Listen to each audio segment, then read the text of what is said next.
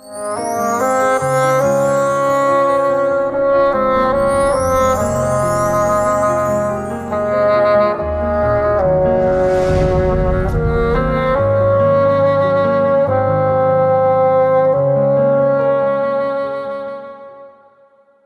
ini, mari kita mempelajari firman dengan kubah bertajuk Adakah anda berasa bahagia? Adakah anda berasa bahagia? Mengapakah anda berasa bahagia? Apabila anda melihat kanak-kanak, mereka berasa gembira dengan hanya satu mainan. Walaupun itu hanyalah beluan teddy, mereka berasa gembira seperti sudah mendapat seluruh dunia. Apakah yang membuatkan kita anak syurgawi berasa bahagia? Ramalan Nabi Yesaya tertulis bahawa suara kengirangan dan nyanyian pujian tidak akan berhenti di Sion. Apabila kita melihat firman ramalan ini, kita dapat memastikan bahawa Sion ialah tempat yang selalu berlimpah-limpah sukacita dan kebahagiaan. Apakah unsur-unsur dan sebab kebahagiaan di Sion? Apakah yang membuatkan rumah anda terasa hangat apabila anda pulang? Di sana juga ada TV, peti sejuk dan perabot. Itu bukanlah benda yang betul-betul membuatkan kita berasa bahagia di rumah. Tempat ini hidup, suasana rumah terasa hangat. Pada masa itu, apakah yang membuatkan suasana di rumah hangat dan selesa? Unsur yang paling penting di dalam rumah ialah ibu. Kerana ibu berada di rumah. Tanpa berkata apa-apa, kehadirannya saja pun sudah memenuhi rumah dengan kehangatan, kebahagiaan dan kasih. Bukan? Saya mendengar bahawa apabila ahli keluarga Sion di India datang ke gereja, mereka selalu bertanya, "Are you happy?" Ini telah menjadi salam bagi mereka. Kalian, saya juga ingin bertanya kepada anda, "Are you happy?" Adakah anda berasa bahagia? Kita berasa bahagia kerana kita bersama dengan Tuhan. Kita akan memasuki syurga tidak lama lagi. Ibu syurgawi bersama dengan kita. Dan kita dapat beribadah dengan saudara-saudari yang dikasihi di Sion. Pada hari Sabat ini, apakah yang harus kita buat dengan semua kerisauan dan kekhawatiran dunia? Semuanya haruslah dibuang dan dilupakan. Hari ini, marilah kita hanya memikirkan Tuhan, syurga dan ibu syurgawi yang bersama dengan kita. Saya berharap anda akan mengingati firman kebenaran Tuhan, menikmati sukacita yang terdapat dalam firman dan menjadikan hari ini berharga. Apabila bilangan ahli Sion bertambah, mungkin ada masalah tertimbul seperti di rumah. Kadangkala ada persaingan antara anak-anak. Mereka berfikir, siapakah yang lebih disayangi oleh ibu? Untuk menjaga banyak anak dengan baik, ibu mungkin selalu memberitahu anak sulung, jagalah adik-adik dengan baik dan pastikanlah mereka semua bermesra. Namun, adik-adik yang melihat berasa cemburu. Mereka berfikir, ibu hanya suka abang. Ibu hanya beritahu apa yang penting kepadanya. Kita ditinggalkan. Kanak-kanak dikatakan biasanya berasa seperti itu. Namun, bagaimanakah hati ibu? Ada banyak ibu di sini. Ia tidak pernah seperti itu. Dia mengasihi semua orang kerana tiada jari yang tidak sakit apabila digigit. Ada seorang presiden yang terkenal di Amerika, Eisenhower. Dia ialah pahlawan Perang Dunia Kedua. Beliau ialah pemerintah tertinggi Angkatan Ekspedisi Persekutu di Eropah dan Presiden Amerika Syarikat. Beliau ada 7 orang adik-beradik. Orang di kawasan kejiranan dan kenalan selalu datang kepada ibunya dan berkata, "Anda membesarkan anak lelakimu dengan baik. Anda pasti sangat bahagia." Mereka selalu menyapa ibunya dengan berkata, "Anda pasti sangat bahagia kerana ada anak yang begitu baik." Setiap kali, ibu presiden itu akan menjawab dengan jawapan yang sama. "Anak lelaki yang mana satu?" Dia bermaksud, "Saya berasa bangga dengan kesemua 7 orang anakku. Mereka semua adalah hebat. Saya tidak tahu yang mana satu Anda katakan." Sudah tentu, mereka merujuk kepada General atau Presiden Eisenhower.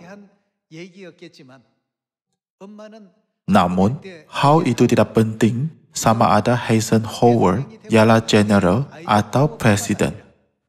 Ibunya bermaksud, walaupun dia ialah anakku yang berharga dan saya berbangga dengannya. Saya berbangga dengan kesemua 7 orang anakku.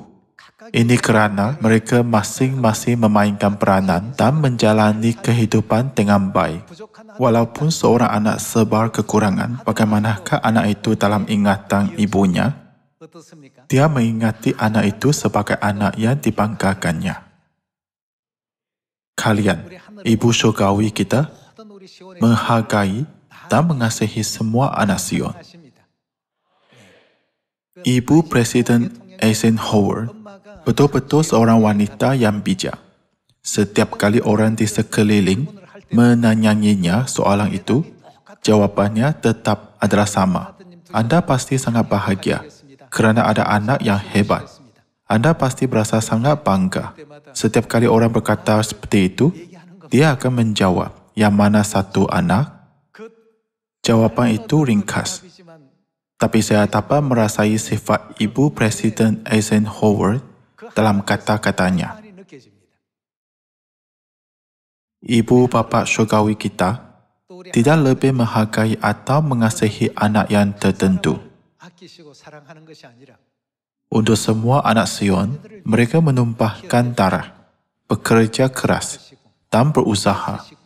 Bahkan sekarang pun, mereka mengasihi kita tanpa henti. Kita tidak boleh lupa.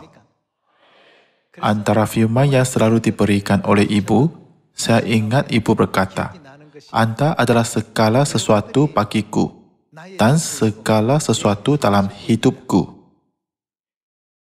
Ibu tidak merujuk kepada seseorang yang tertentu. Ibu mengasihi kita semua, semua ahli Sion. Bukan hanya Eisenhower, tetapi ibunya berasa bangga dan gembira terhadap anak lain yang cemerlang, yang serba kekurangan dan yang kurang 1% juga. Bagi Ibu Syurgawi, semua anak Tuhan yang telah datang ke Sion ialah kebanggaannya. Kita semua membuatkan Ibu berasa bangga.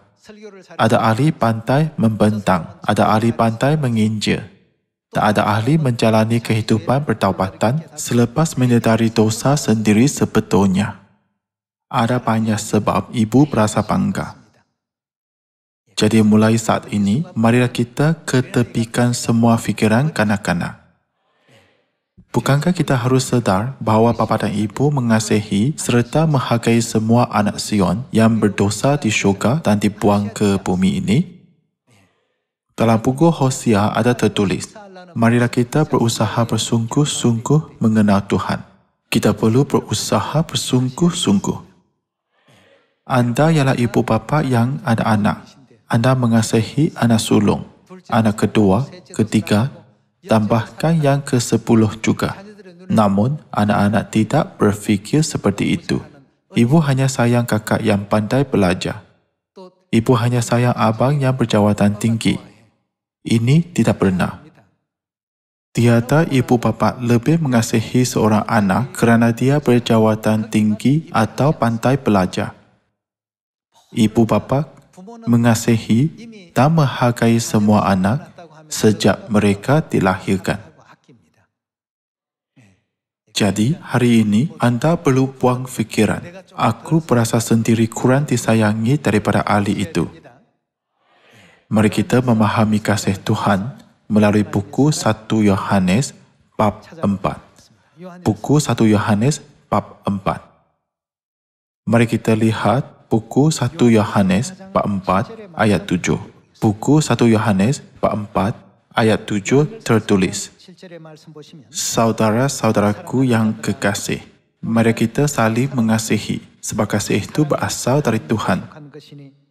Dan setiap orang yang mengasihi lahir dari Tuhan dan mengenal Tuhan. Barang siapa tidak mengasihi, ia tidak mengenal Tuhan, sebab Tuhan adalah kasih. Dalam hal inilah, kasih Tuhan dinyatakan di tengah-tengah kita, iaitu bahawa Tuhan telah mengutus anaknya yang tunggal ke dalam dunia, supaya kita hidup olehnya. Inilah kasih itu. Bukan kita yang telah mengasihi Tuhan, tetapi Tuhan yang telah mengasihi kita, dan yang telah mengutus anaknya sebagai pendamaian bagi dosa-dosa kita. Saudara-saudaraku yang kekasih, jikalau Tuhan sedemikian mengasihi kita, maka haruslah kita juga bagaimana? Saling mengasihi. Bapa dan Ibu tetap mengasihi kita. Mereka bukan mencurahkan kasih itu kepada ahli yang tertentu sahaja. Darahnya dicurahkan di atas salib untuk semua orang. Jika ada 10 jari, tiada satu jari pun yang dibenci oleh Tuhan.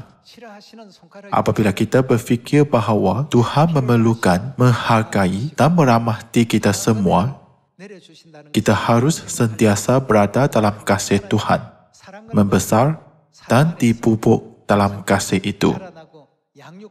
Bapa dan Ibu begitu sayang kita sehinggakan mereka datang ke bumi dengan badan manusia. Mereka tidak ragu-ragu untuk memikul beban salib bagi dosa kita, meskipun kita pendosa surgawi yang harus memikulnya. Jika begitu, kita tidak perlu lihat apa-apa lagi. Mereka telah meninggalkan kemuliaan syurga dan berkorban untuk kita. Walaupun seluruh alam semesta menahan, Tuhan masih datang ke bumi ini. Dia boleh menggantikan diri dengan malaikat, namun dia sendiri datang untuk menjadi korban penebusan, menumpahkan darahnya bagi kita, menanggung semua penderitaan dan kesakitan yang perlu kita tahan. Dengan fakta ini saja, kita harus faham betapa Tuhan mengasihi dan menghargai kita. Sekarang, kita semua harus menjadi matang dan bukannya masih seperti kanak-kanak, agar dapat memahami hati Bapa dan pengorbanan Ibu. Betul? Sebab itulah buku 1 Yohanes bab 4 ayat 11 tertulis, Tuhan sedemikian mengasihi kita. Mari kita baca sekali lagi. Ayat 11 tertulis, saudara-saudaraku yang kekasih, jikalau Tuhan sedemikian mengasihi kita, maka haruslah kita juga saling mengasihi. Tidak ada seorang pun yang pernah melihat Tuhan. Jika kita saling mengasihi, Tuhan tetap di dalam kita, dan kasih-Nya sempurna di dalam kita.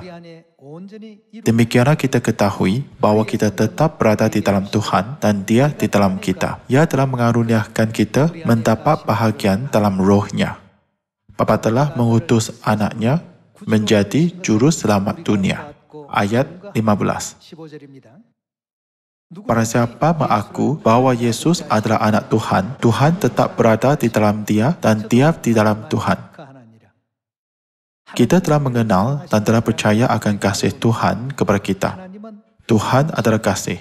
Dan barang siapa tetap berada di dalam kasih, ia tetap berada di dalam Tuhan, dan Tuhan di dalam dia. Dalam hal inilah kasih Tuhan sempurna di dalam kita, yaitu kalau kita mempunyai keberanian percaya pada hari penghakiman, kerana sama seperti dia, kita juga ada di dalam dunia ini. Di dalam kasih tidak ada ketakutan. Kasih yang sempurna melenyapkan ketakutan, sebab ketakutan mengandung hukuman. Dan barang siapa takut, ia tidak sempurna di dalam kasih. Kita mengasihi karena bagaimana Tuhan lebih dahulu mengasihi kita. Anak yang pertama, kedua, ketiga, keempat dan ke-10 semua tinggal dalam kasih Tuhan.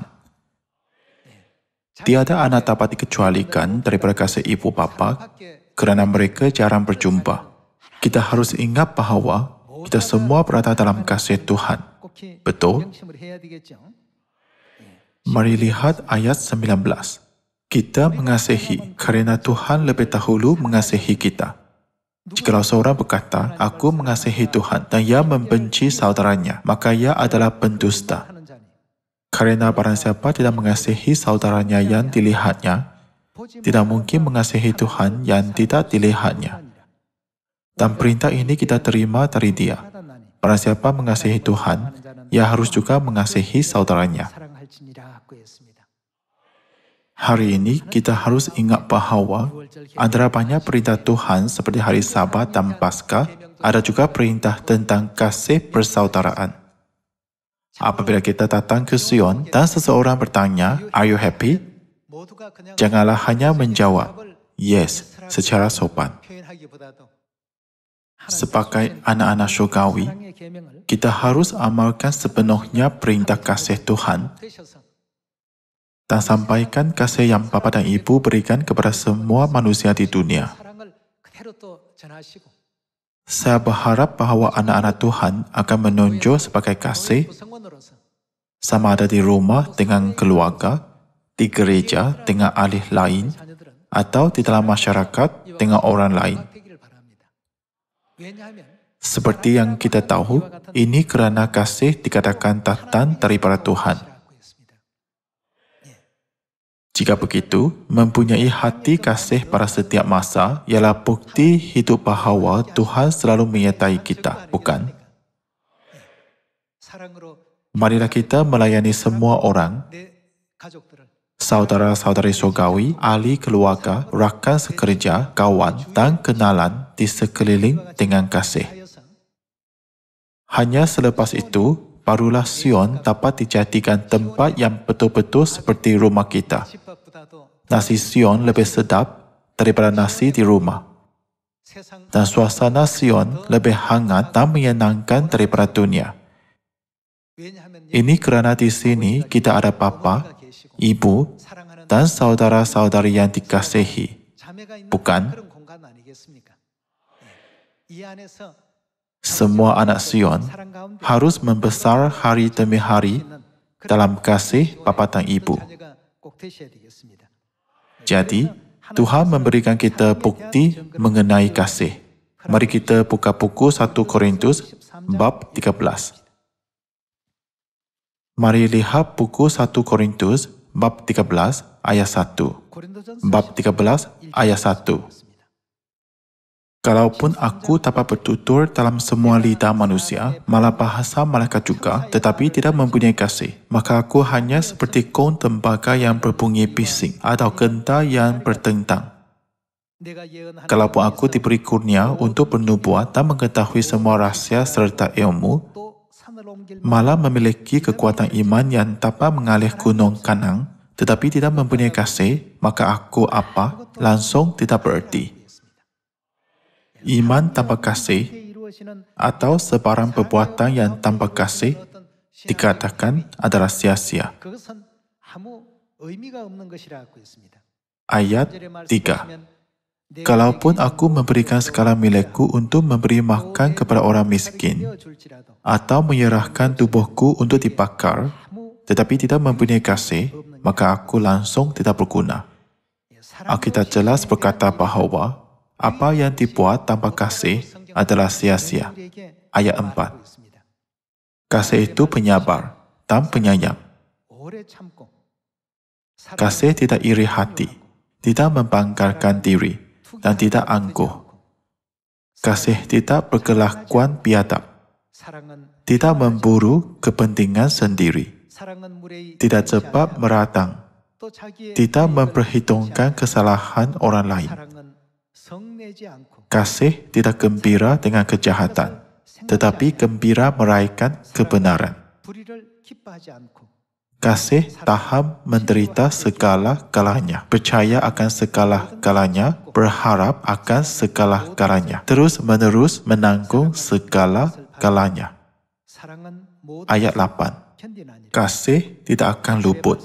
Nubuat-nubuat akan berakhir, bahasa-bahasa akan berhenti, dan ilmu pengetahuan akan lenyap, kerana pengetahuan dan nubuat kita tidak sempurna. Setelah yang sempurna datang, maka yang tidak sempurna akan disingkirkan.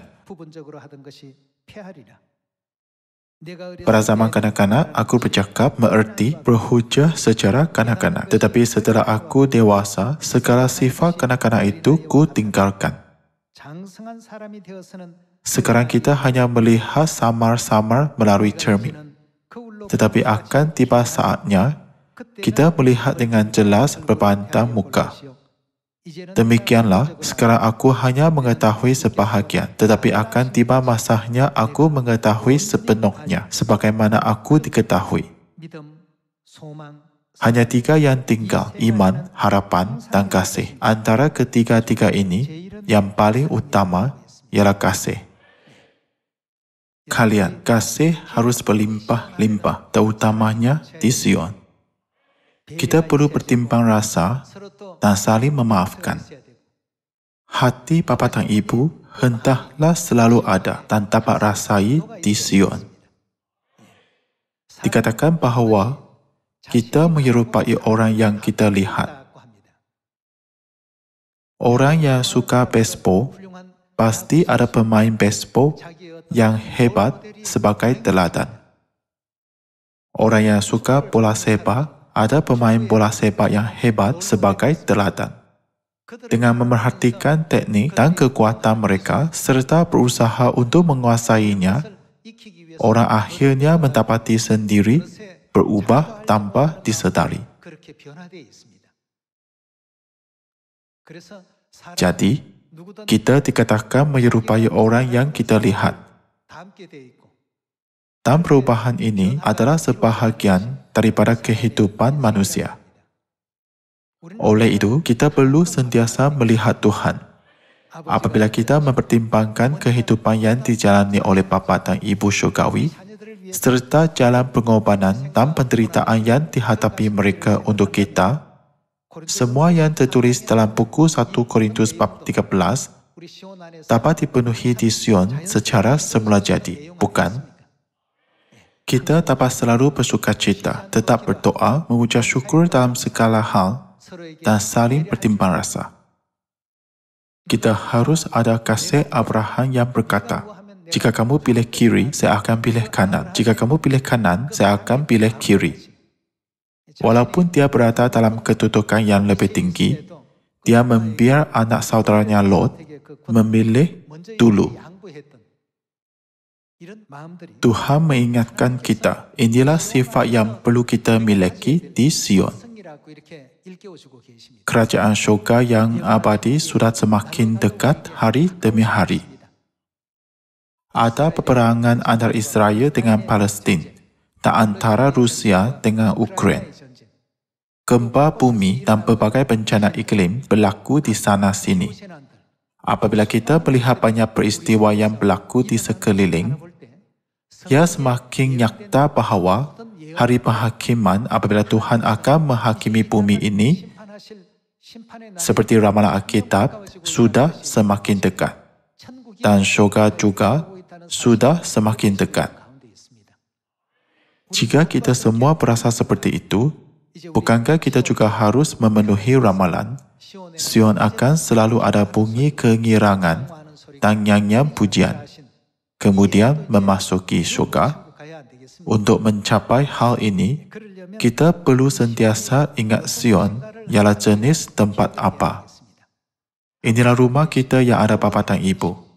Ibu bapa kita tidak ragu-ragu untuk menahan kesakitan dan penderitaan salib untuk kita. Inilah rumah Tuhan. Jika kita selalu mempunyai pemahaman ini, setiap kali orang bertanya, "Are you happy?" kita akan dapat menjawab dengan mudah, "Yes, I am." Bukankah Sion selalu harus seperti ini?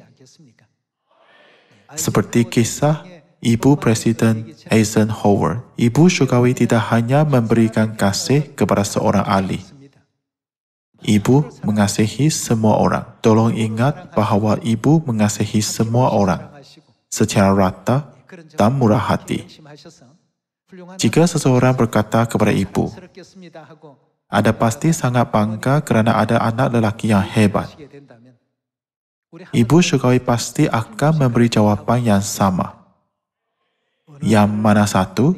Saya berasa bangga dengan semua anak lelaki saya. Yang mana satu Anda katakan? Yang mana satu anak perempuan Anda katakan? Saya bangga dengan semua anak perempuan saya." Marilah kita merenungi sekali lagi pada hari ini bahawa inilah hati bapa dan ibu syurgawi kita. Ibu bapa syurgawi kita telah datang ke bumi ini untuk kita, memulihkan kebenaran yang hilang untuk kita, serta sanggup menanggung kesakitan salib tanpa ragu-ragu untuk kita. Mengingati rahmat bapa dan ibu rohani kita, marilah kita cepat bertaubat dan menjalani kehidupan yang dilahirkan semula di bumi ini, agar kita pasti dapat kembali ke tanah air syurgawi. Berharap bahawa hari Sabat ini akan dipenuhi dengan pertaubatan, kesyukuran, kemuliaan dan pujian. Saya menambahkan kubah. Sekian, terima kasih.